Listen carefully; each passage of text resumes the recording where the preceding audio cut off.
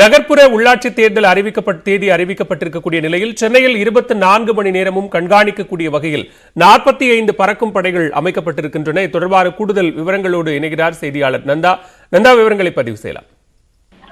பாலா, 21 மாநகராட்சிகள், 138 நகராட்சிகள், 490 பேரூராட்சிகளுக்கு விரைவில் தேர்தல் நடைபெற இருக்கிறது. பிப்ரவரி 19ஆம் தேதி தேர்தல் நாள் அறிவிக்கப்பட்டிருக்கிறது. தேர்தல் தேதி அறிவிக்கப்பட்டவுடன் தேர்தல் நடத்தை விதிமுறைகள் அமலாக்கி இருக்கிறது. குறிப்பாக சென்னையை பொறுத்தவரை சென்னையில் பணப்பட்டுவாடா, தேர்தல் நடத்தை விதிகள் மீறுதல் உள்ளிட்டவரை கண்காணிப்பதற்காக 24 மணி நேரமும் வாகன தணிக்கை என்பது தீவிரப்படுத்தப்பட்டிருக்கிறது. குறிப்பாக பரிசு பொருட்கள், பணம் உள்ளிட்டவைகளை பறிமுதல் செய்வதற்காக 45 பறக்கும் படைகள் அமைக்கப்பட்டிருக்கின்றன. அந்த பறக்கும் படைகளுடைய வேலை என்பது தற்பொழுது தொடங்கியிருக்கிறது.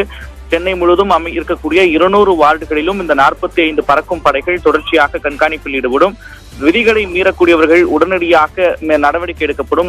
பணம், பரிசு பொருட்கள் பறிமுதல் செய்யப்படும் என்று குறிப்பிடப்பட்டிருக்கிறது. அதே போல 4 முதல் 7 வார்டுகளுக்கு ஒரு உதவி தேர்தல் நடத்தும் அலுவலர் என சென்னை முழுவதும் 37 தேர்தல் நடத்தும் உதவி அலுவலர்கள் நியமனம் செய்யப்பட்டிருக்கிறார்கள்.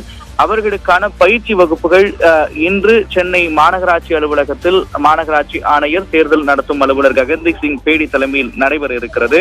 பதட்டமான வாக்குச்சாவடிகளை எப்படி கையாள்வது, அதே போல வேட்பாளர்கள் விதிமீறல்களில் ஈடுபடுகிறார்களா என்பது தொடர்பாக ஆய்வு செய்ய அவர்களுக்கு அறிவுரை வழங்கப்பட இருக்கிறது. மிக முக்கியமாக கோவில்கள், தேவாலயங்கள், மசூதிகள் உள்ளிட்ட இடங்களை தேர்தல் பிரச்சாரம் நடத்தும் இடங்களாக மாற்றக்கூடாது. மதம், சாதி ரீதியில் புண்படுத்தும் வகையில் பேசக்கூடாது. எந்த தனி நபர் குறித்தும் பிரச்சாரத்தில் ஈடுபடும் போது பேசக்கூடாது உள்ளிட்ட கட்டுப்பாடுகள் விதிக்கப்பட்டிருக்கின்றன.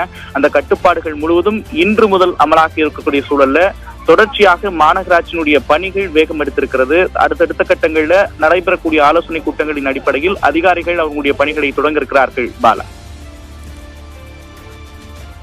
நன்றி நந்தா, விரிவான விவரங்களுக்கு.